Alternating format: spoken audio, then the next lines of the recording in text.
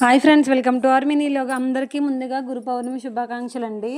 అమ్మ వాళ్ళ ఊర్లో 3 days నుంచి అయితే వర్షం పడుతుంది. పెద్ద పెద్దగా కాదులండి, చిన్నగా పడుతుంది. బాగా పడుకొని వేసాడు కదా అని చెప్పేసి బయటకు వస్తే చాలా మంకీలు ఉన్నాయండి. నాకేమో బయటకు తీసుకురావడానికేమో భయం వేస్తుంది, వీళ్ళేమో మంకీలు చూడడానికి ఏమో బయటికి వెళ్దామంటారు. ఎక్కడ కలుస్తాయా అని భయం వేసి నేనైతే తీసుకెళ్ళలేదండి. ఏదోలాగా ఇంక బయటికి తీసుకెళ్ళాను. ఇప్పుడు కనిపిస్తున్న ప్లేస్ ఉంది కదండి, ఇదేనమాట నా ఫేవరెట్ ప్లేస్ అమ్మాళ్ళ ఇంట్లో.